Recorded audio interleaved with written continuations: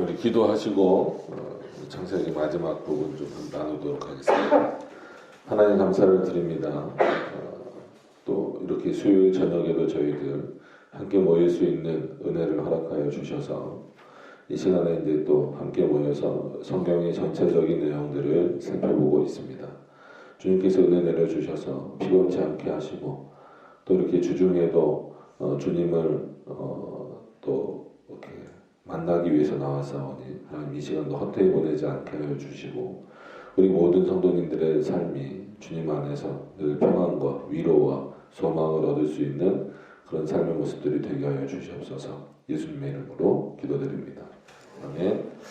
네, 이제 창세기는 이 정도로 좀 마치려고 오늘로 좀 마치려고 합니다. 그래서 일단 뭐 마치더라도 제가 계속 창세기와 관련된 내용도 조금 더 이렇게 보강을 계속 하려고 합니다. 그래서 뭐 출애굽기도 좀 준비해서 오늘 좀 미리 나눠드리려고 했는데 하다 보니 좀 부족한 부분들이 보여서 조금 더 정리를 해야 될 것 같아서 오늘은 나눠드리지는 못했고 창세기 전체를 한번 좀 정리하는 그런 시간을 갖도록 그렇게 하겠습니다. 우리 7페이지를 보시면 될 것 같고요. 이제 7페이지 다 보고 좀 써놓은 거, 꼭 창세기와 관련된 것만은 아니지만 우리가 이제 창세기나 그리고 성경 전체를 이해하는 데 있어서 또 굉장히 중요한 개념들이기 때문에 한번 설명을 드리고자 그렇게 합니다. 일단 7페이지를 먼저 보시겠습니다. 창세기에 중요한 구절들이 너무 많은데 그걸 다 할 수는 없어서 나름 좀 이제 골라본 내용입니다. 그래서 창세기 이제 50장 20절 창세기를 마무리하는 장이죠. 거기 그 50장 20절에 보시면 당신들은 나를 해하려 하였으나 하나님은 그것을 선으로 바꾸사 오늘날과 같이 만민의 생명을 구원하시려 하셨나니 이렇게 표현을 하고 있죠. 그래서 여기서 당신들은 이제 요셉 이야기이니까 요셉과 관련된 그 내용이기 때문에 당신들은 했기 때문에 형입니다. 그러니까 요셉을 팔았었던 형들과 관련된 그런 표현이죠. 그래서 형들의 생각은 그거였다고 계속 뭐 아시는 것처럼 뭐라고 생각하고 있습니까? 그러니까 아버지 때문에 저 요셉이 우리를 죽이지 않고 있다. 근데 이제 야곱이 죽었잖아요. 야곱이 죽고 난 이후에는 이제는 아버지도 돌아가셨으니까 우리에게 보복을 할 것이다. 하면 어떡하나 이런 걱정과 두려움이 많이 있었을 때 요셉이 그렇지 않습니다. 해하지 않으니까 걱정하지 말라고 하면서 오히려 해하지 않는 것은 물론 요셉이 그들을 용서했기 때문도 있지만 하나님이 요셉에게 그런 마음을 주셨고 또 그 일을 통하여서 그러니까 어떻게 보면 개인적인 일이잖아요. 그러니까 뭐 가족 간의 일이고 형제들 간의 일이지만 하나님의 말씀은 이런 개인적인 일 아니면 심지어 개인적인 독백 아니면 이런 사람과의 관계를 통하여서도 자신의 뜻을 보이시는 방식입니다. 그래서 결국 여기서는 요셉이 그의 형들을 용서해줬다. 그러니까 요셉은 칭찬받아야 돼. 그러니까 예를 들면 이제 뭐 어린아이들 교육할 때나 이렇게 교재들이나 이런 거 보면 인물 중심으로 되어 있는 교재들 있잖아요. 뭐 모세에 대해서 알아봐요. 뭐 예를 들면 뭐 야곱에 대해서 알아봐요. 그러면 모세는 훌륭했어요. 다 이걸로 끝나요. 요셉은 훌륭했어요. 다윗은 훌륭했어요. 그러면서 요셉은 이것 때문에 훌륭했고 다윗은 이것 때문에 훌륭했고 그럽니다. 그럼 만약에 오늘 이제 요셉 편이면 요셉은 이렇게 형들에게 팔려갔음에도 불구하고 하나님께 잘 순종했더니 뭐 총리가 됐어요. 그래서 여러분들도 잘 순종하세요. 그리고 요셉은 또 착한 마음을 가지고 있어서 형들을 다 용서했어요. 여러분, 요셉이 착한 마음을 가지고 있어서 형들을 용서했나요? 아니에요. 그 정도, 어느 정도 착해야 자기를 판 형들을 용서할 수 있습니까? 그게 상인들이 왔으니까 판 거지 원래 형들의 마음은 어땠던 거예요? 죽이려고 했던 거란 말이에요. 그러면 나를 죽이려고 한 의도를 아는 사람을 앞에 두고 어찌됐건 간에 그 사람을 용서한다? 그 마음이 얼마나 착해야 될까요? 세상에 그거를 용서할 수 있는 사람은 거의 없습니다. 그리고 그가 아무리 착하다 할지라도 지금 여기서 성경에서는 요셉이 착하다를 얘기하고 싶은 게 아니잖아요. 요셉의 마음 가운데 형들을 용서할 수 있는 마음을 누가 주셨느냐는 거거든요. 근데 이런 내용이 제대로 알려지지 않다 보니까 여러분도 그러니까 요셉처럼 사세요. 그게 아니거든요. 하나님이 요셉에게 역사하셨던 것처럼 하나님이 여러분들에게도 역사하기를 소망하고 바라보세요. 그래서 기독교는 한편으로는 소망의 종교다. 도대체 뭘 소망하는 겁니까? 영원한 하나님의 나라를 소망하고 또 그 하나님의 나라에 들어가기에 합당한 자로서 이 땅에서 살아갈 수 있도록 그런 마음을 달라고 또 그렇게 행동할 수 있게 해달라고 그런 것들을 소원하고 소망하는 거예요. 그러니까 기독교는 소원의 종교다 이러니까 마치 비나이다 하는 뭐 불교나 이런 종교들처럼 이제 4월달 되면 총선만 있는 게 아니고 4월 초파일 돼가지고 뭐 연등 달고 막 이런 거 항상 하잖아요. 아시다시피 그러니까 이게 교회랑 이제 불교랑 구별이 잘 안 되는 게 이런 게 공로주의거든요. 그걸 뭐예요? 연등 이렇게 쭉 달면 거기다가 뭐 이름들도 다 쓰여져 있잖아요. 그러면 뭐 그 큰 절이나 이런 데 가보면 몇백 미터가 아니고 몇 킬로 밖부터 달려져 있어요. 그러면 한마디로 내 이름이 어디 있느냐, 뭐 그게 내 이름이 됐던 뭐 가족 이름이 됐던 이게 한마디로 불상에 가까이 가면 가까이 갈수록 이름 다는 가격이 어떻게 될까요? 엄청 비싸져요. 그럼 불상 바로 옆에 달았다 내 이름을 이러면 이거 하고 저 한 1km 밖에 내 이름이 걸려 있다 이거 하고 가격 차이가 어마어마하게 납니다. 그럼 그거는 거기서는 그거를 돈 내고 샀다고 안 하잖아요. 우리 개념처럼 헌금 개념처럼 생각을 하잖아요. 그러니까 하나님 앞에 얼마나 드렸느냐를 가지고 저 밑에 있고 저 가까이 있는 것처럼 생각하면 안 된다는 거예요. 그거는 전형적인 세상의 사고예요. 하나님 앞에 내가 무슨 시간을 들여서 아니면 뭐 물질을 들여서 이 정도로 하나님께 가까이 갈 수 있다라고 생각을 한다 그러면 그러니까 잘못된 이단들은 전대상 바치게 하는 거잖아요. 꼭 잘못된 이단이 아니더라도 하나님 앞에 복 받으려면 그렇게 가야 된다. 거기 가까이 가야 된다. 하나님께 복 받으려면 뭘 해야 된다. 아니에요. 그러면 하나님이 복 주시는 그런 정도의 하나님이 아니거든요. 오늘도 요셉이 형들을 용서했기 때문에 복을 받은 겁니까? 아니면 이미 요셉은 하나님으로부터 엄청난 복을 받았기 때문에 형들을 용서할 수 있었던 겁니까? 요셉은 하나님이 누구신지 알았어요. 하나님이 누구신지 알았고 그 하나님 앞에 있는 것이 얼마나 중요한지 알았기 때문에 이 세상에서 있는 그런 문제들은 중요하게 여기지 않았다라는 거예요. 그렇기 때문에 오히려 형들을 용서할 수 있었다라는 거죠. 근데 우리는 그가 형들을 용서했기 때문에 하나님이 복을 줬다 이렇게 가는 거예요. 그러면은 용서 자체도 순수한 게 안 됩니다. 왜요? 아, 내가 이렇게 용서하면, 내가 다른 사람을 용서해주면 나에게 좋은 일이 생기겠지. 나에게 하나님이 복을 주시겠지. 아니에요. 실제로 용서를 해도 그 사람이 나에게 또 해를 끼칠 수도 있어요. 그러면은 그때는 원망하잖아요. 하나님, 나는 저 사람이 나에게 해를 끼쳤는데 그럼에도 불구하고 나는 용서했습니다. 근데 왜 저 사람이 나한테 또 해를 끼치나요?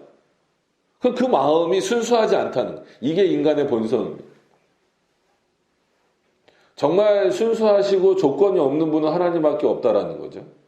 그래서 여기서는 요셉이 발견되면 안 돼요. 그래서 계속 말씀드리지만 앞으로도 마찬가지입니다. 출애굽기 그러면 대부분 출애굽기 그러면 누구를 떠올려요? 모세 떠올리잖아요. 다음 주부터 또 말씀드릴 거지만 근데 출애굽기 하면 누가 떠올라야 돼요? 하나님이 떠올라야죠. 그곳에서 인도하여 내신 하나님. 모세는 도구에 불과한 거죠. 그러니까 이런 사고를 몰라요. 그러니까 출애굽기를 열심히 보더라도 모세만 발견하는 신앙은 거기에 머물러 있는 거예요. 하나님도 그렇게 머물러 있는 거예요. 창세기도 마찬가지예요. 창조하신 하나님, 원래부터 계신 하나님. 그 하나님이 발견되지 않으면 여기서 뭐 아브라함이 발견되고 이래버리면 아무런 의미가 없어요. 요셉이 발견된다 하더라도 요셉을 통하여서 뭘 역사하고 싶으신가. 그래서 하나님의 관심은 요셉이 형들을 용서했다라는 것은 별로 관심이 없어요. 그 다음이죠. 하나님은 그것을 선으로 바꾸사. 그러니까 오히려 요셉이 형들을 용서했다라는 것은 마치 뭐예요? 비유고 예예요. 실제 일이지만 하나님이 자신이 하시고자 하는 말씀을 자신의 뜻을 알리고자 하는 데 있어서 요셉이 형들을 용서한 사건은 그냥 비유에 불과한 거예요. 한 예를 들어두는 데 불과한 거예요. 근데 우린 거기다가만 다 관심을 갖고 있는데 진짜 하나님의 관심은 뭐라는 거예요? 또 우리에게 알리시고자 하는 건 뭐예요?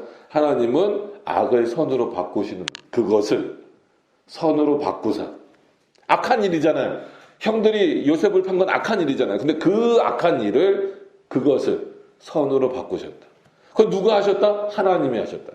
요셉이 한 게 아니라는 거예요. 오늘날과 같이 그러니까 그 일은 마치 어떤 거냐면 오늘날과 같이 만민의 생명을 우리는 예정론이 있으니까 당연히 이 만민은 누구겠습니까? 택자들이죠.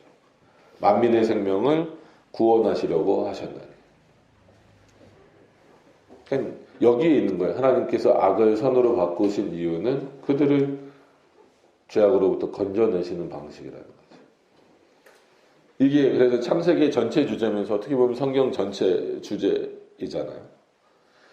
자, 그 내용을 좀 보시면 창세기 주제이면서 성경 전체 주제라고 봐도 될 만큼 중요한 말씀이고 중요한 개념입니다. 즉 악을 선으로 바꾸시는 하나님이시라는 것입니다. 인간은 하나님이 주시는 은혜조차도 악으로 바꾸고자 할 때가 많이 있는데 아까 들어드린 예처럼 그거예요.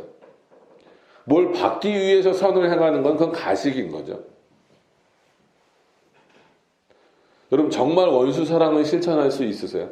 이건 창세기도 그렇지만 신약에서도 예수님이 그 원수 사랑을 실천하시는 모습이 있잖아요. 그러니까 뭐 마지막에 제가 여기 이렇게 써놓긴 했지만 예수님이 분명히 마태복음이나 이런 데 뭐라고 표현하십니까? 내 백성을 위하여서 이 땅에 왔다는 거예요.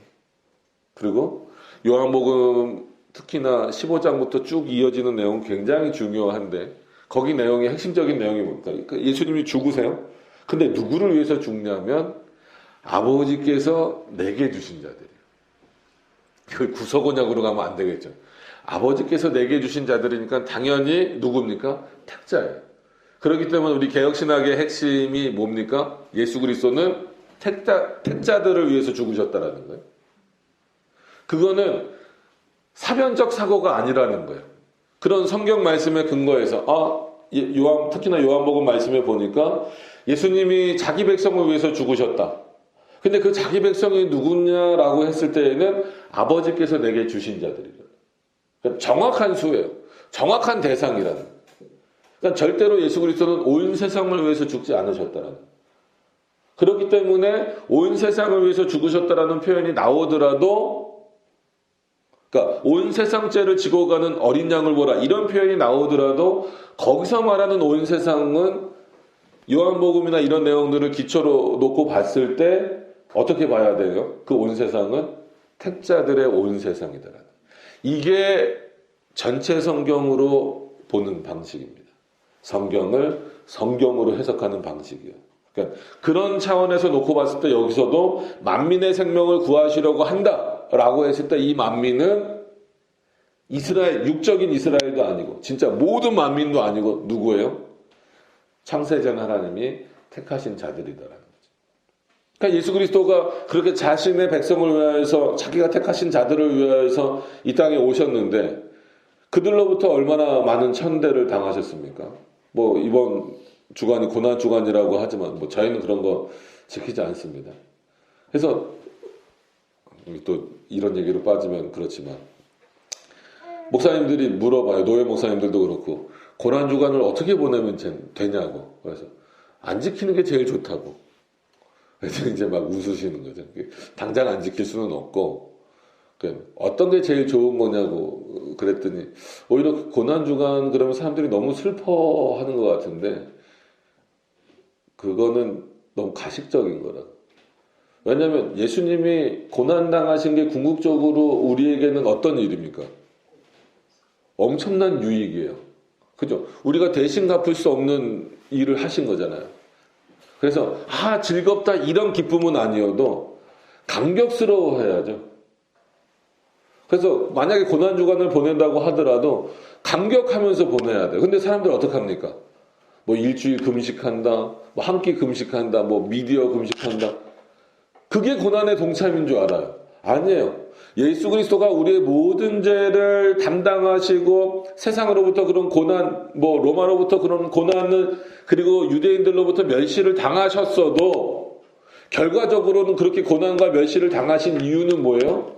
우리에게 영원한 생명을 주시는 유익을 주시기 위한 거잖아요.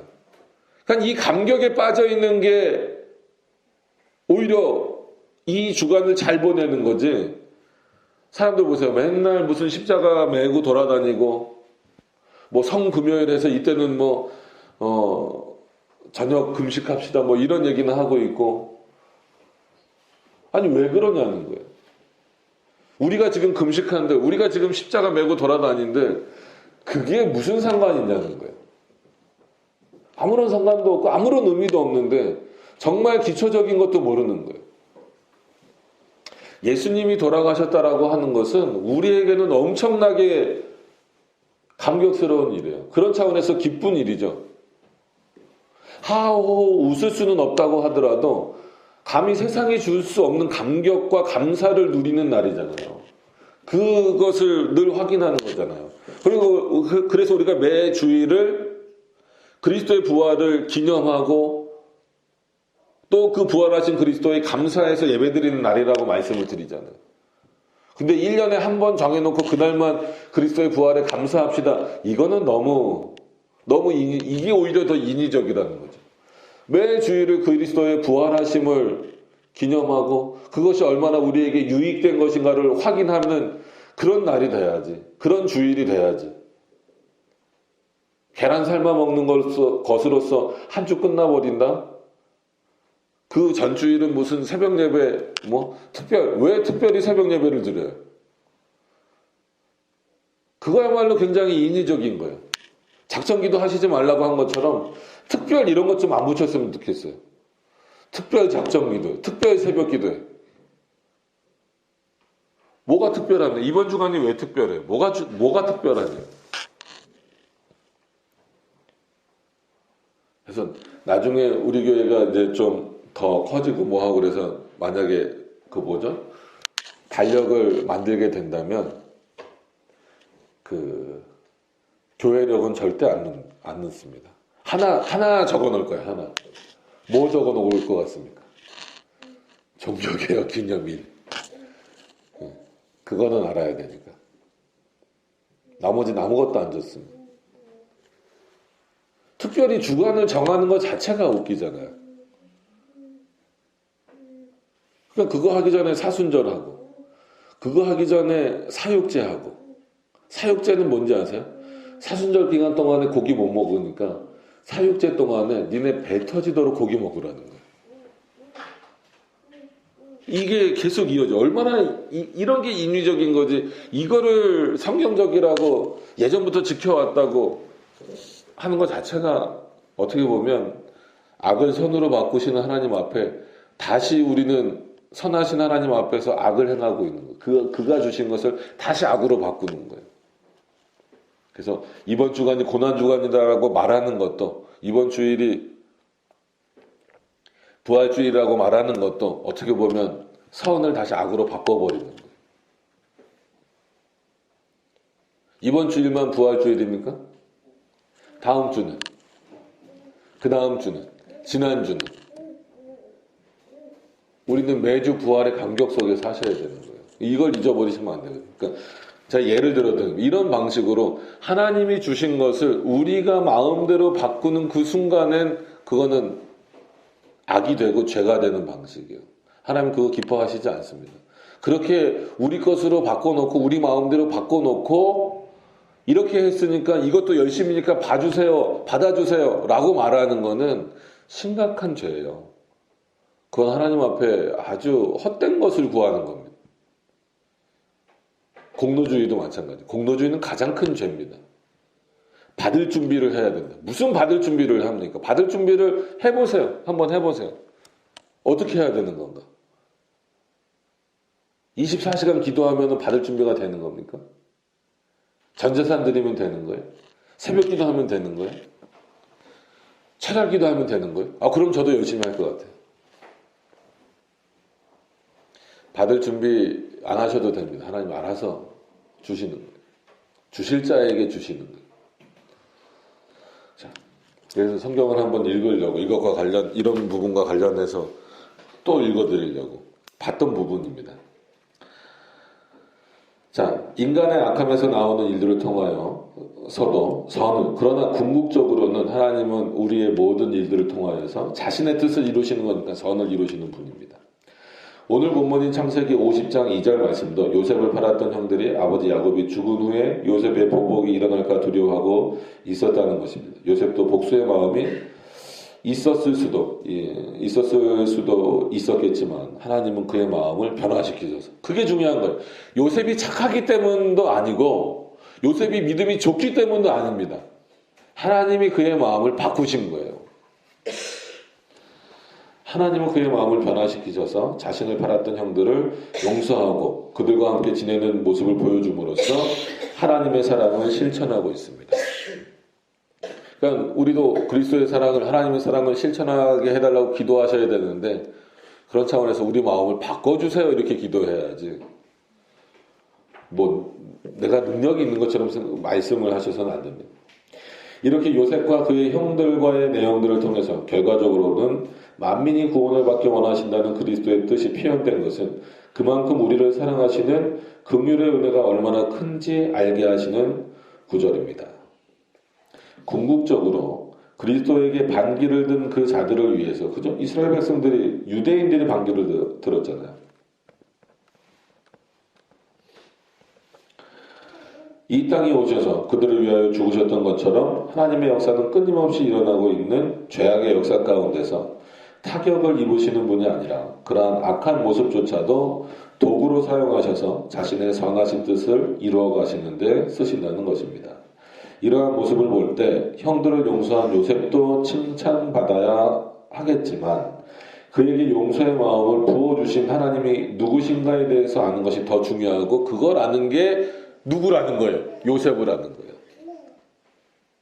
모세를 어떻게 알아야 될까요? 하나님이 모세에게 어떻게 역사하셨나를 알아야 모셉을 제대로 아는 겁니다.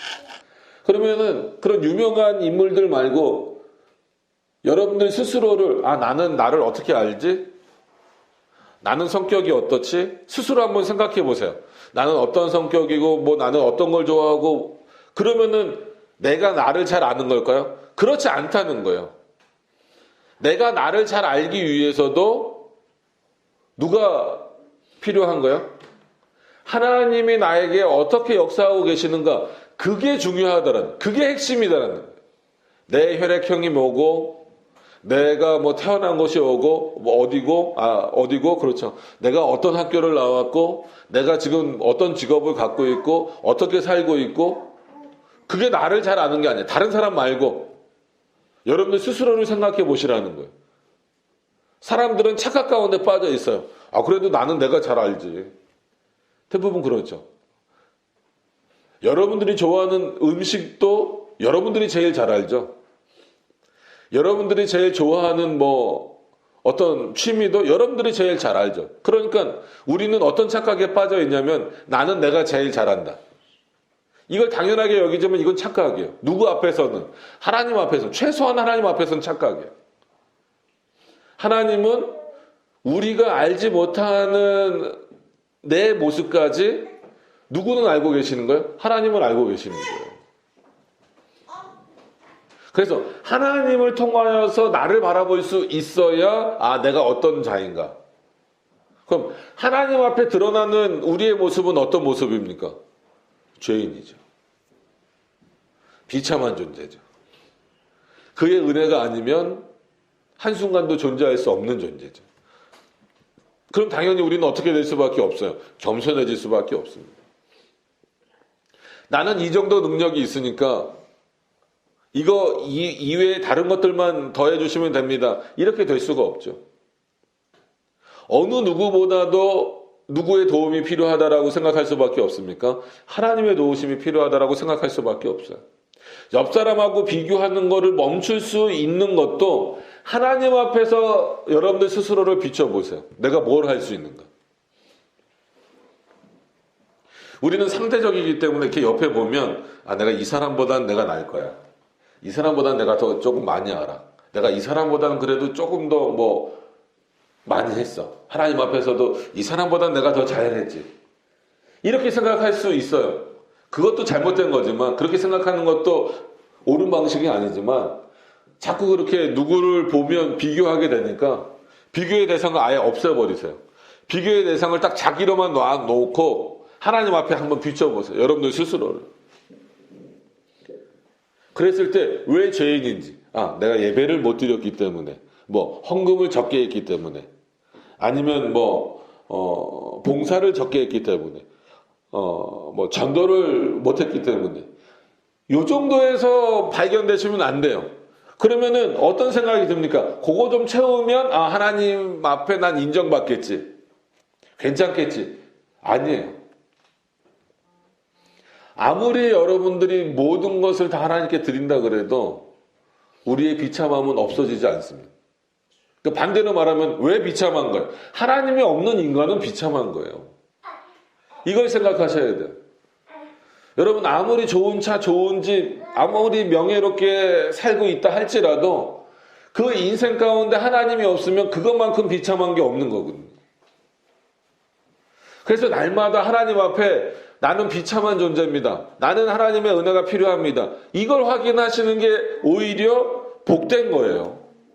그게 복이에요. 하나님 앞에 내가 죄인으로 드러나는 게, 나의 비참함이 드러나는 게, 내가 죄인 중에 괴수라고 드러나는 게 그게 복입니다. 그것 때문에 슬퍼하시는 게 아니고, 그럼에도 불구하고 그런 나 같은 존재도 누가? 그리스도가 구원하셨다는 거예요. 하나님이 창세전의 택하심 속에 있다라는 거예요. 그게 복이죠. 어떤 복을 원하시는 거예요? 물론 여기 계신 분들은 그런 복보다 하나님이 본질적으로 주시고자 하는 창세기 15장 1절에 나와 있는 그런 복과 같은 내용들을 구하시리라 믿습니다. 그렇기 때문에 한 번 더 이런 내용들을 확인하셨으면 좋겠습니다. 자, 하나님은 창세전에 택하신 자들을 사랑하시는 분이십니다. 그 사랑은 어떤 것으로도 끊을 수 없고 하나님께서는 그 사랑을 멈추시지도 않습니다. 그렇기 때문에 제가 지난 주일날 말씀드린 것처럼 천국에 대한 우리는 소망을 갖고 있는 거지 천국에 가게 해달라고 기도하면 됩니까? 안 됩니까? 그건 쓸데없는 기도예요. 반대로 지옥에 안 가게 해달라고 기도하는 것만큼 미련한 건 없다라는 거예요. 왜? 끊어지지 않으니까. 근데 세상의 이치, 세상의 기준으로 보면 마치 끊어질 것 같거든요. 그래서 매번 보는 내용이지만 그냥 제가 대표로 읽어드릴게요.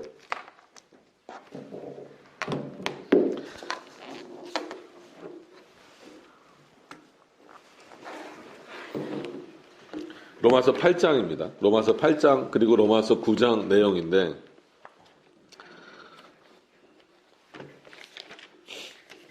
너무 중요하니까 갑자기 창세기 하다가 그 로마서를 읽어드려서 그렇지만 이거는 어디를 보더라도 마찬가지입니다. 어느 성경을 보더라도 우리가 인용할 수밖에 없어요. 로마서 8장 26절부터 오늘 좀 길게 봐야 될 것 같습니다.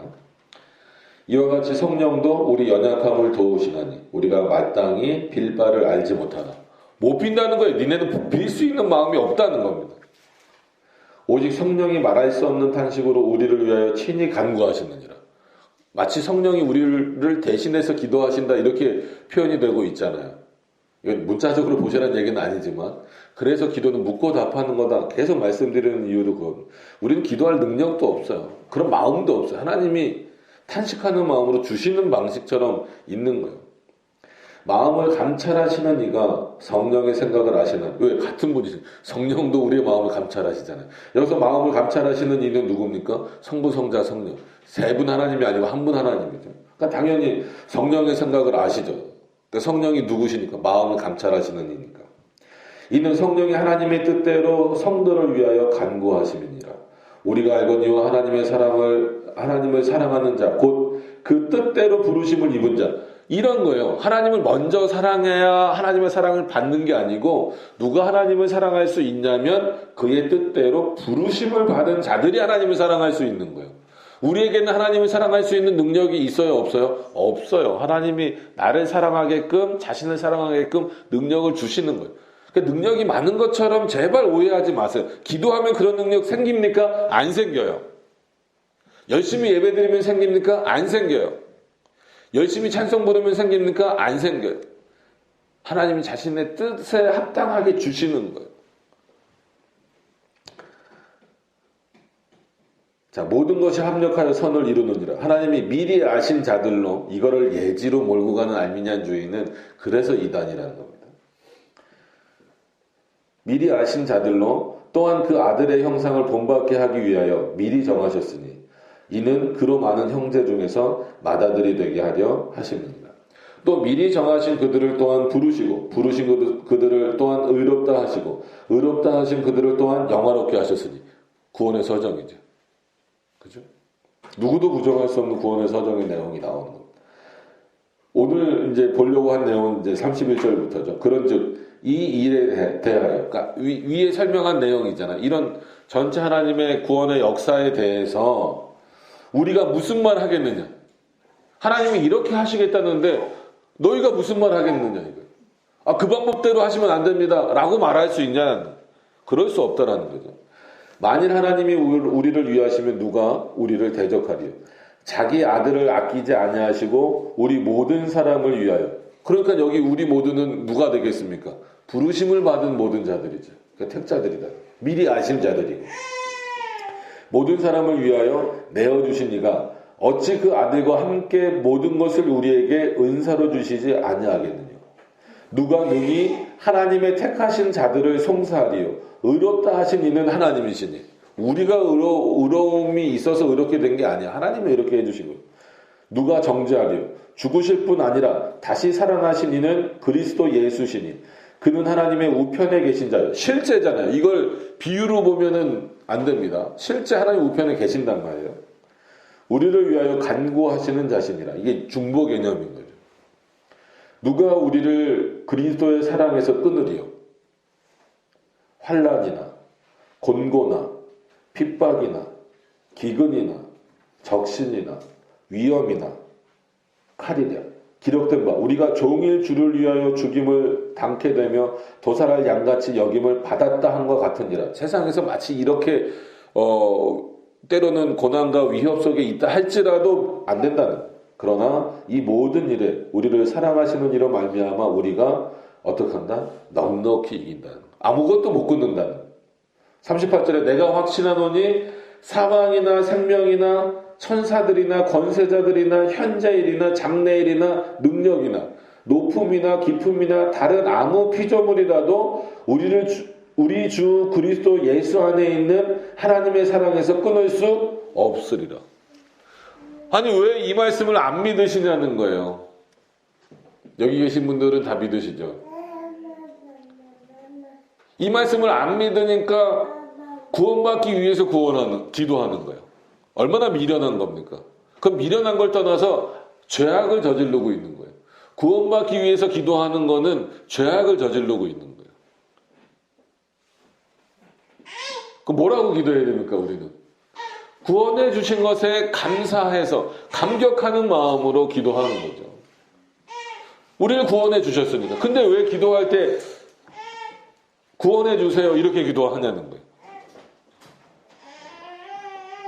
지옥에 안 가게 해달라고 기도하고 천국 가게 해달라고 기도하냐. 그건 우리 영역이 아니에요. 우리가 할 수 있는 영역이 아닙니다. 누구를 자기의 사랑에서 끊지 않으시겠다라는 거예요? 내가 미리 아는 자들, 내가 부른 자들. 이게 미리 아는 자들이 나왔다고 실제로 알미니안주의자들 이거 봐라 이거 예지지 않냐? 그래서 예지 예정이다 이러는 거예요. 그게 얼마나 그건 미련한 게 아니라 그건 악한 거야, 악한 거. 하나님이 미리 정하셨다나 미리 아신다나 똑같은 거죠. 전지하신다나 전능하신다나 그 똑같은 말이지. 그걸 가지고 참 얼마나 그거는 미련한 게 아니고요, 악한 겁니다. 그래서 예지 예정을 주장하는 알미니안주의가 이단으로 정제된 것은 아주 성경적인 거예요. 단순히 그 도르토에서 한 거 아닙니까? 그 도르토에서 한 게 공신력이 있습니까? 이렇게 말씀하시지 말고 성경을 보시라는 거예요. 그래서 한 번 받은 구원은 영원한 구원이 아닙니다라고 말하는 거는 칼빈주의에 대항하고 개혁주의에 대항하는 게 아니고 성경 말씀을 바꾸겠다라는 거예요. 그렇잖아요. 여기 다시 말씀드리지만 사망도, 생명도, 천사도, 권세도 이건 좀 멀리 있는 것처럼 보이지만 현재 일이라는 건 뭐예요? 지금 여러분들이 살아가시는 일이잖아요. 장래, 내가 앞으로 어떻게 될 건가? 내 미래를 우리가 어떻게 합니까? 그것도 못 끊는다는 거예요. 어떤 피조물도 못 끊는다는데 저는 이래서 천국 못 갈 것 같습니다. 저는 천국 못 갈까 봐 두려워요. 성경을 못 믿는 거예요. 성경을.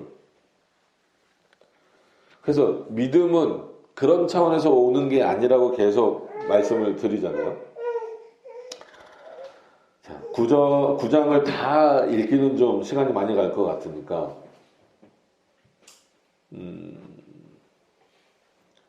자, 7절부터 그냥 제가 볼게요. 6절부터 보겠습니다. 6절. 또한 하나님의 말씀이 폐하여진 것 같지 않도다. 이스라엘에게서 난 그들이 다 이스라엘이 아니니까 그러니까 육적 이스라엘이 택자가 아니라는 거예요. 택자는 오히려 영적 이스라엘. 즉 또한 아브라함의 씨가 다 그 자녀가 아니라 오직 이삭으로부터 난 자야 내 씨라 칭하리라 하셨느니라. 이거는 진짜 이삭의 육신적인 후손을 말하는 것도 아니고 하나님이 택하신 자를 말하는 거죠. 왜냐하면 곧 8절에 육신의 자녀가 하나님의 자녀가 아니라 오직 약속의 자녀가 씨로 여기심을 받느니라. 분명히 택자인 거죠. 약속의 말씀은 이것이라. 명년 이때 내가 이르리니 사라에게 아들이 있으리라 하시니라. 이뿐 아니라 또한 리브가가 우리 조상 이삭 한 사람으로 말미암아 잉태하였는데 그 자식들이 아직 나지도 아니하고 무슨 선이나 악을 행하지도 아니한 때에, 그러니까 한마디로 지금 어디 있다는 거예요? 문자적으로 보면 엄마 뱃속에 있는 거잖아요. 리브가 뱃속에 누가 에서와 야곱이 있는 거잖아요. 그랬을 때 택하심을 따라요. 누구의 택하심이겠어요? 하나님의 택하심이죠. 창세전의 택하심. 그때 그 엄마 뱃속에서 내가 택했다가 아니에요. 택하심을 따라하기 때문에 그 택하심은 언제예요? 지금 그들이 엄마 뱃속에 있어도 이미 창세전에 택했다는 거예요. 그렇기 때문에 그들이 무슨 나지도 않고 무슨 선이나 악을 행하지도 않고 이게 인간의 이성에는 안 맞고 인간의 객관적인 면에는 안 맞잖아요. 우리는 보고 판단해야 되는 거 아닙니까? 얘가 착하다, 얘가 악하다는 보고 판단을 해야 되는데 하나님은 아니라는 거예요. 택하심을 따라 되는 하나님의 뜻의 행위로 말미암지 않고 뜻이 행위로 말미암지 않고 오직 부르시는 이에게로 말미암았다라는 거예요. 우리가 행위를 해서 구원받는 게 아닙니다. 착한 일을 해서 구원받는 게 아니에요. 준비가 돼서 구원받는 게 아니에요. 부르시는 이로 말미암아 된다. 리브가에게 이르시되 12절에 큰 자가 어린 자를 섬기리라 하셨으니 누가 그렇게 정하신 거예요? 하나님이 정하신 거예요. 기록된 바 내가 야곱은 사랑하고 에서는 미워하였다. 어떻게 할 거예요 이거? 그 근거가 누구에게 있어요? 에서에게도 없고 야곱에게도 없고 리브가에게도 없어요. 오직 누구에게만 있어요? 하나님께만 있어요. 그러면은 에서나 야곱이 무슨 에서는 악을 행했고 야곱은 선을 행했습니까? 아니에요. 아무것도 안 했잖아요. 엄마 뱃속에서 얘네들이 뭘 합니까? 아무것도 못하지. 근데 하나님은 누구는 사랑했다고요? 야곱은 사랑하고 에서는. 그러니까 그러면 야곱은 왜 사랑하셨어요? 이게 창세기랑 연결되는 부분이고 하니까 말씀드리는 거예요. 야곱은 왜 사랑하셨어요? 하나님이 택하셔서. 다른 이유가 없어요. 그러면 야곱과 같이 저와 여러분도 택자죠. 하나님이 여러분들을 왜 사랑하십니까? 이렇게 수요일날까지 나오시니까? 아니에요. 하나님 창세전에 택하셨기 때문에. 그럼 에서는 왜 미워하세요? 하나님의 에서는 왜 미워하십니까? 야곱도 에서도 다 하나님 창조자인데, 창조물인데. 심지어 야곱과 에서도 다 하나님의 형상대로 지음받은 존재들인데 에서는 왜 미워하세요? 무슨 근거로? 뭘 근거로? 이러면 따지는 게 되는 거죠. 그 유일한 근거는 뭐예요? 하나님 자신의 뜻이에요. 선택받고 유기되는 것은 하나님 뜻입니다. 인간의 노력이나 인간의 가치는 단 하나도 없어요. 그렇기 때문에 하나님을 떠나서 사는 것이 얼마나 비참한 건지를 아셔야 된다는 거예요. 반대로 하나님 안에 있는 게 놀라운 복입니다. 그거 자체가 복이거든요. 기록된 바 내가 야곱은 사랑하고 에서는 미워하였다 하심과 같으니라. 그런즉 우리가 무슨 말 하리요? 하나님께 불의가 있느냐? 불의가 있다고 따지는 사람들이 있다는 거예요. 실제로. 지금도 많잖아요. 이거 못 믿잖아요. 에이, 이거는 그런 표현이 아니지. 뭘 했어야 하나님이 한마디로 뭐 복받을 짓을 하라고. 그래서 저는 부흥 강사들 좀 문제가 많다고 보는 거예요. 그래서 여러분 복받을 짓을 하세요. 아니에요. 제발. 그러니까 여러분 기독교 방송 보지 마세요. 저는 이 세상에서 가장 없어져야 될 방송이 기독교 방송이라고 생각해요. 왜냐면 거기는 아니면 개혁주의 방송국을 하나 만들든지 그렇지 않는 이상은 기독교 방송 아예 틀지도 마세요. 대부분 어떤 내용이에요? 대부분 이런 성경과 반대되는 내용. 그죠? 그리고 감리교 목사들 나와서 설교하고 뭐 행위구원이나 얘기하고 복받을 짓 하라고 그러고 열심히 기도해 하나님이 들어주신다 그러고 아니에요. 열심히 기도한다고 하나님이 들어주실까요? 하나님의 뜻에 합한 것을 들어주실까요? 하나님 뜻에 합한 거예요. 열심히 기도한다고 하나님 절대 안 들어주십니다. 착각하지 마세요. 그러니까 이거랑 똑같잖아요. 그런즉 우리가 무슨 말하리요? 하나님께 불의가 있느냐? 없죠. 그럴 수 없느니라. 모세에게 이르시되 내가 긍휼히 여길 자를 긍휼히 여기고 내 마음이라는 거예요. 불쌍히 여길 자를 불쌍히 여기리라. 16절. 제발 이 부분은 설교도 하고 뭐 어디 강의 나갔을 때도 계속 얘기하고 그러는데 그렇게 안 받아들여지나 봐요. 16절. 그런즉 원하는 자로 말미암음도 아니에요. 원하면 되는 줄 알잖아요. 아니라고요. 여러분 다 원하시잖아요. 여기서 복받기 원하시잖아요. 그죠? 그래서 되는 게 아니라니까요. 구원받기 원한다고 되는 게 아니라니까요. 그렇게 생각 안 하시는 여러분들 앞에서 제가 이렇게 열을 내는 이유는 그렇게 얘기를 하고 반복적으로 얘기를 해도 제 성경은 특히나 이 부분 거의 너덜너덜해져요. 하도 봐가지고. 가는 곳마다 얘기를 해서.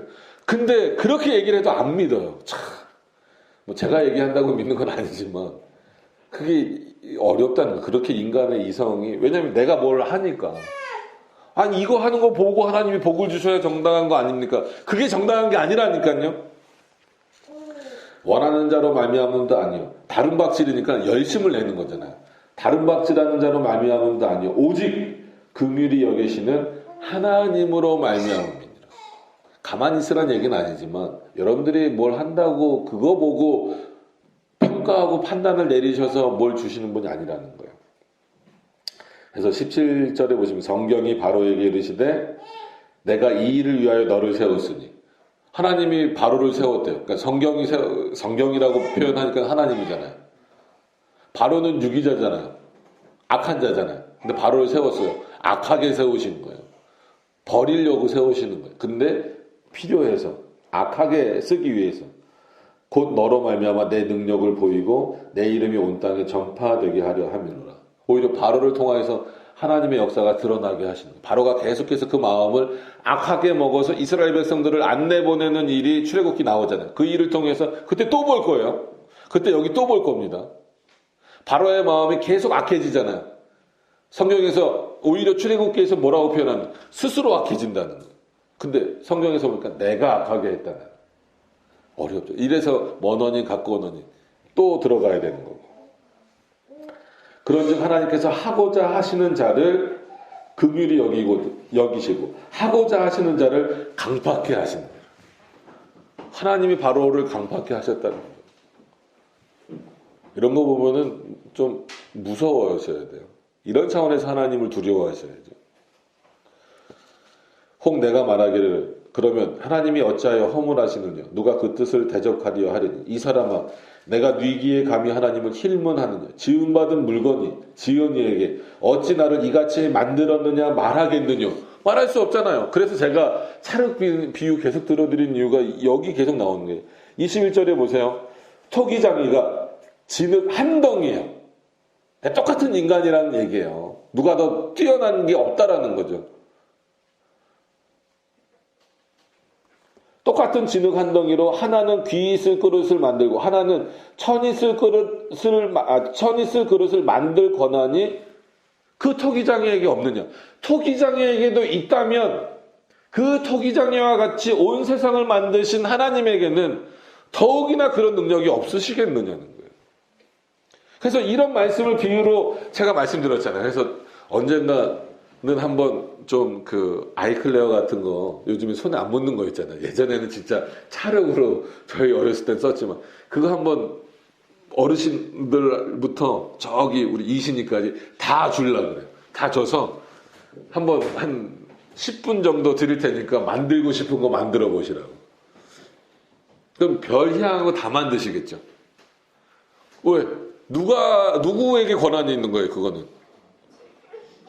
그 차를 갖고 있는 사람에게 권한이 있는 거예요. 사람도, 그래서 옆 사람이, 너 그거 왜 그렇게 만들었어? 라고 말하면 뭐라고 그러실 거예요? 내 마음이야. 그렇잖아요. 그거 갖고 뭘 만든든 왜 옆 사람이 참견합니까? 그럼 뭐라 그래요? 네 거나, 네가 만들고 싶으면 네가 만들어. 토기장이도 그래요. 흙 주인도 그래요. 근데 왜 하나님은 못 그러실 거라고 생각을 하고 하나님은 우리를 보고 판단하셔야 된다라고 얘기를 하냐는 거예요. 하나님은 아무것도 결정하지 않으셨다라고 말하냐고요. 그래서 웨슬레도 이단입니다. 뭐 유튜브 나가든 말든. 아우 이런 말 하니까 속이 시원하네. 그래서 아는 목사님이 저를 다른 데 가서 소개할 때 감리교도 이단이라고 하는 목사님입니다. 그래서 순간 당황했지만 뭐 틀린 말은 아니니까. 여러분 이렇게 뭐 동네 분들 이렇게 전도하려고 그러시지 말고 감리교 다니는 분들이 있으면 빨리 전도하세요. 그럼 생명을 구하는 일입니다. 그렇잖아요. 웨슬레가 하는 말이에요. 하나님은 아무것도 결정하지 않으셨다. 지금 당신의 결정이 중요하다. 웃기고 있네. 하나님은 뭐예요? 너네 결정은 아무 소용이 없다. 누구 결정이 중요하다? 모든 일에 있어서 내 결정이 중요하다. 그러니까 어디가 성경적인 말씀입니까? 그러니까 여러분들이 그냥 보세요. 누구 말이 성경 얘기를 지금 하고 있는 건지, 칼빈이 성경 얘기를 하고 있는 건지, 웨슬레가 성경 얘기를 하고 있는 건지. 그럼 성경의 얘기를 말하고 있는 사람을 따라가시면 되잖아요. 이 정도 판단력은 갖고 계셔야죠. 그래서 솔직히 개혁신학을 말할 때 상식적인 사람이라면 개혁신학을 갈 수밖에 없다라고 말합니다. 개혁신학으로 못 오는 분들은 상식적인 수준에서도 비상식적인 거예요.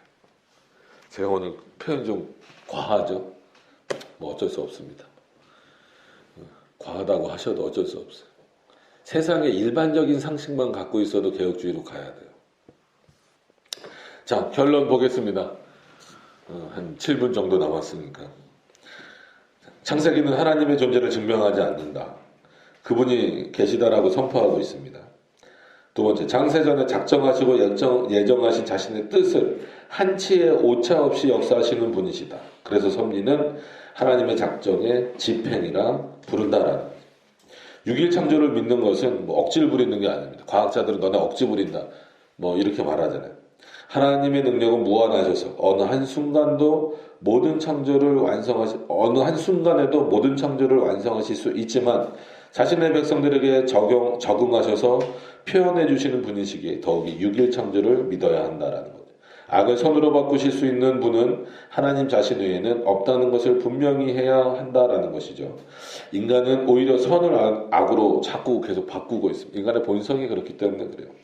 오직 하나님만이 악을 선으로 바꾸실 수 있는 분이시다라는 겁니다. 그래서 자, 일어나면 또 이 카메라 위치를 바꿔야 되니까 좀 수요일 날은 이렇게 하시더라도 이해를 해 주십시오. 그래서 여기까지 화면에 나오니까 원래는 이거를 좀 설명을 드리려고 했는데 한 5분밖에 안 남았네. 그러니까 뭐 어차피 출애굽기에서도 계속 뭐 나올 내용이기 때문에 요거는 이제 그렇게 이해를 하시면 됩니다. 그래서 원수 사랑을 제일 우리에게 모범적으로 실천해 주신 분은 예수 그리스도시죠. 그러니까 자신을 원수처럼 여기는 자들을 위하여서 죽으셨으니까. 그러니까 그렇게 넘어가시고, 저 위에부터 말씀드리면, 모든 언약은 은혜 언약이라고 생각하셔야 됩니다. 그러니까 행위 언약이 첫 번째고, 그 행위 언약이 실패하니까, 그 다음에 은혜 언약이 왔다. 이렇게 순서적으로 생각하시면 안 돼요. 그러니까 성경에서는 순서적으로 쓰여질 수밖에 없지만 하나님이 아담과 언약을 맺기로 언제 정하셨을까요? 창세 전에. 하나님이 아브라함과 언약을 맺기로 언제 정하셨을까요? 창세 전에. 이런 차원에서 볼 때는 역사 안에서 모든 게 순서적일 수밖에 없어요. 하나님이 결정하신 뜻이라도 순서대로 일어날 수밖에 없습니다. 누구의 뜻에 의해서 순서대로 일어나는 거예요? 하나님의 뜻에 의해서 순서대로 일어나는 거예요. 그러니까 우리는 그 순서만 보는 경우가 많기 때문에 행위 언약이 실패했기 때문에 그 다음에 은혜 언약을 하나님이 그 다음 대비책으로, 그 다음 대책으로 주신 것이다. 이렇게 생각하는 경우가 많다는 거예요. 그러나 하나님의 작정을 생각하면, 그래서 모든 성경은 하나님의 작정으로 생각하셔야 돼요. 그랬을 때는, 아담과 맺은 행위 언약도 창세전에 하나님이 작정하신 거고 아브라함과 맺으신 은혜 언약도 창세전에 작정하신 거라면 행위 언약이 실패할 것을 대비하셔서 만든 언약이 은혜 언약이 아니고 하나님은 이미 인간과 행위 언약과 은혜 언약을 맺으시기로 작정해 놓으셨다라는 것을 생각하셔야 된다는 거예요. 그럼 왜 그러셨을까라고 생각했을 때 행위 언약 은 인간이 지킬 수 없다라는 것을 알리시는 거예요. 그럼 반대로 우린 또 착각해요. 은혜 언약은 우리가 지킬 수 있는 거다. 내용이 뭐라고요? 와, 이건 우리 교회에서 정말 딴 데는 말고 우리 교회에서도 수도 없이 했어요. 자, 은혜 언약의 내용이 뭐라고요? 물어보려고 그랬더니 쟨 잘안 해 또.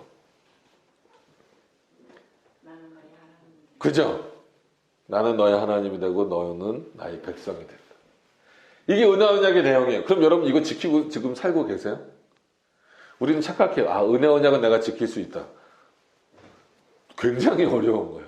차라리 행위 언약처럼, 행위 언약은 뭡니까? 아담과 맺으신 그 행위 언약의 내용만 놓고 보면 그 에덴 동산에 있는 여러 나무 열매들 중에 그 실과들 중에 뭐만 먹지 말라는 거예요. 선과 악을 알게 하는 나무 열매만 먹지 말고 나머지는 다 먹으라 이거예요.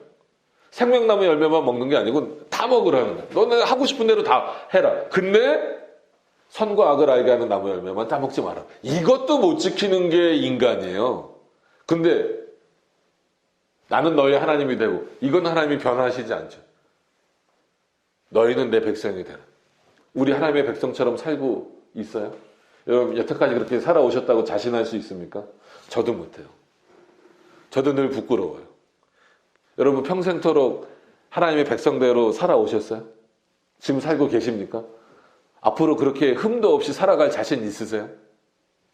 그가 도우시지 않으면 안 돼요. 어차피란 표현을 써서 죄송하지만 언약이란 것 자체를 인간이 지킬 수 있을 거라고 생각하시면 안 됩니다. 그럼 인간이 못 지키니까 행위 언약도 파기되고 은혜 언약도 파기됩니까? 아니에요. 그렇지 않아요. 쌍무적이지 않기 때문에 하나님이 일방적으로, 행위언약도 그래서 일방적으로 주신 거예요. 행위언약은 쌍무적이고 은혜언약은 은혜로 주신 것이다. 이게 요즘 대세예요. 개혁주의 안에서도. 아니에요. 행위언약도 하나님이 일방적으로 주신 거예요. 아담이 요청한 적 없잖아요. 하나님 저랑 언약 맺으시죠. 약속 맺으시죠. 이거 말한 적 없어요. 하나님이 일방적으로 이렇게 지켜라 라고 주신 거예요. 안 지키면 넌 죽는다 라고 주신 거예요. 아브라함에게도 은혜 언약도 마찬가지예요. 그죠? 아브라함이 요청한 적 없잖아요. 너는 내 백성이 되고 나는 너의 하나님이 되어줄게. 하나님이 일방적으로 말씀하신 거예요. 일방적이에요. 그러니까 우리는 뭐 약속한다 그러면 서로 대상이 있지만 하나님은 언약을 맺을 때 일방적이에요. 그 대상에게도 일방적이에요. 그러니까 이 언약 안에 있는 사람들은 누구일 수밖에 없어요? 아브라함의 진정한 후손은 영적 이스라엘 택자들밖에 없는 거예요. 그래서 언약 백성이라는 게 중요한 겁니다. 그렇게만 하시고 벌써 30분이 됐어요. 저희가 한 3분 늦게 시작했으니까 3분 반 늦게 끝날게요. 요것도 굉장히 중요하고 어떤 의미에서는 이 의미로 성경 전체를 보자 해서 지금 시작한 게 이 수요 모임입니다. 그러니까 창세기를 그냥 창세기 그것만으로 보자가 아니고 전체 성경 개념에서 신구약 통일성 개념에서 보자는 신구약이 통일됐다. 왜요? 말씀하신 하나님이 한 분이라는 거예요. 구약은 성부가 말씀하셨고 신약은 성자가 말씀하셨고 이렇게 생각하시지 말고 모든 성경은 어느 때나 누가 말씀하셨다? 삼위일체 하나님이 말씀하셨다라는 거예요. 그런 차원에서 삼위일체 하나님의 실체의 통일성 그건 뭐라고요? 교리가 통일됐다는 거예요. 창세기의 교리가 다르고 출애굽기의 교리가 다른 게 아니에요. 그러면 구원의 방식이 달라진다는 거예요. 그래서 대표적인 우리가 이단이라고 불리는 펠라기우스 뭐 이런 인물들이 대부분 주장한 게 뭐예요? 시대마다 구원이 다르다는 거예요. 아니에요. 시대마다 어떻게 구원이 달라집니까? 하나님이 한 분이고 하나님 뜻이 하나인데 반드시 기억하셔야 됩니다. 신구약 통일성 이건 거의 매 성경 볼 때마다 할 겁니다. 삼위일체 하나님의 실체의 통일성 그거는 교리의 통일성이다. 그러니까 창세기가 갖고 있는 교리나 요한계시록이 갖고 있는 교리나 어떻다? 똑같다. 그래서 우리는 마치 예수 그리스도가 나와 있는 본문을 읽어야 구원에 이르고 구원의 능력이 나타날 것 같지만 그런 차원에서 여러분 창세기만으로는 구원에 부족합니까? 아니라는 거예요. 창세기만으로도 분명히 구원에 이를 수 있다라는 거예요. 왜요? 창세기 누구의 말씀입니까? 예수 그리스도의 말씀이니까. 제가 일부러 이렇게 말씀드린 거예요. 그거는 여호와의 말씀 아닙니까? 그 여호와가 누구신데? 성부도 여호와시고 성자도 여호와시고 성령도 여호와시라. 그러니까 창세기는 성부의 말씀입니다. 창세기는 예수 그리스도의 말씀입니다. 창세기는 성령의 말씀입니다. 이거 잊어버리시면 안 돼요. 그렇기 때문에 창세기는 누구의 말씀이에요? 삼위일체 하나님 한 분의 말씀이라. 그럼 이제 다음 주부터 출애굽기 할 건데 출애굽기 누구의 말씀이에요? 성부의 말씀이에요. 그럼 출애굽기 또 누구의 또라고 말하면 안 되죠. 네, 우리는 어쩔 수 없이 이게 자꾸 붙어요. 그러니까 그래서 어거스틴이 말하는 인식론이 그래서 중요한 것 같아요. 출애굽기는 누구의 말씀입니까? 예수 그리스도의 말씀이에요. 출애굽기는 또 누구의 말씀이에요? 또 붙잖아요. 성령의 말씀이에요. 이거를 잊어버리시지 말라고 수요일 날 이거 하는 겁니다. 창세기 모세 사건, 창세기는 모세 사건이 아니죠. 창조 사건별로도 굉장히 중요하죠. 인물별로도 중요하고. 근데 그 사건보다도, 그 인물보다도 제일 중요한 건 누구예요? 하나님. 하나님이 누구시냐. 그래서 결국은 창세기 주제도 악을 선으로 바꾸시는, 이 얘기했지만, 창세기 주제도 뭐예요? 하나님이 누구시냐. 그럼 출애굽기 주제는 뭡니까? 하나님이 누구시냐. 요한계시록의 주제는 누굽니까? 하나님이 누구시냐. 그래서 요한계시록에 오면 어떻게 해석하시라고요? 알파와 오메가, 그러니까 처음과 끝이다. 그러니까 헬라어 스펠링으로서 시작이 알파고 마지막이 오메가란 말이에요. 그걸 다 예수 그리스도로만 해석해요. 틀리진 않지만 성부도 알파와 오메가입니다. 성자도, 즉 예수 그리스도도 알파와 오메가예요. 성령도 알파와 오메가입니다. 그렇기 때문에 알파와 오메가 되신다라는 분은 누구예요? 삼위일체 하나님이에요. 그럼 요한계시록은 누구의 말씀입니까? 삼위일체 하나님의 말씀이에요. 누구의 말씀이면서? 예수님의 말씀이면서. 성부 하나님의 말씀이면서. 성령 하나님의 말씀이면서. 삼위일체 하나님의 말씀이라. 그럼 이거 잊어버리시면 안 돼요. 이거 확인하고, 이거 가르쳐드리고, 이거 배우려고 수요모임 하는 거예요. 창세기 안 읽어보셔서, 뭐 출애굽이 뻔하죠. 뻔하다니까 죄송합니다. 뭐 출애굽 내용이 주를 이루잖아요. 그죠? 그게 중요한 게 아니에요. 거기서도 그 출애굽 시키신 하나님이 누구시냐. 자, 그건 다음 주에. 핸드폰이 새로 바꿨는데 지가 켜져요. 너무 좋아서 그런가요? 내가 이렇게 보고 있는데 안 만졌잖아요. 지가 켜져요. 요즘은 핸드폰도 막 자동인가. 자, 하여튼 창세기는 이 정도 이렇게 마칩니다. 내용은 계속 제가 좀 추가를 출애굽기를 나가더라도 이렇게 보강을 해 놓으려고 하고 있습니다. 그래서 일단 오늘로서 창세기는 이렇게 좀 마치시고 다음 주부터는 이제 출애굽기 내용을 보시면서도 전체 주제는 어떻게 보면은 이 흐름에서 크게 벗어나지는 않을 겁니다. 그래서 또 출애굽기를 통해서도 하나님이 누구시냐, 지구의 통일성이 어떤 의미로 있느냐 이렇게 또 보도록 하겠습니다. 기도하고 오늘 모임을 마치도록 하겠습니다. 하나님 감사를 드립니다. 우리가 하나님 앞에 비참하다는 것은 정말 우리가 보잘것없고 죽어서 지옥을 가게 된다는 의미가 아니고 하나님의 은혜 없이 하나님 없이는 우리는 비참하다라는 의미로 여전히 우리는 하나님 앞에 비참한 존재로 드러날 수밖에 없음을 보게 됩니다. 그만큼 하나님의 은혜가 중요하고 그 은혜 없이는 살 수 없다라고 하는 것을 기억할 때 하나님의 역사 안에 있는 우리가 하나님 앞에 또한 어떻게 있어야 하는가에 대한 부분들을 기억하게 하여 주셔서 특히나 창세기를 통하여서 창조부터 요셉의 어떤 이야기까지 모든 하나님의 역사를 바라보게 하여 주시옵시고 그 역사를 바라보며 하나님의 뜻이 무엇인가 확인하며 마치 이 세상은 계속해서 악한 모습으로 가려고 하지만 그러나 그 악한 것까지도 도구로 사용하셔서 선으로 바꿔가시는, 즉 자신의 일을 해나가시는 하나님의 귀한 역사를 확인케 하여 주시면 감사를 드립니다. 이제 다음 주부터 출애굽기 볼 텐데 그 출애굽기의 내용을 통하여서도 단순한 엑소더스가 아니라 하나님의 역사를 확인하는 그런 귀한 시간들 되게 하여 주시옵소서. 모든 것 주님께 의지하며 예수님의 이름으로 기도드립니다. 아멘.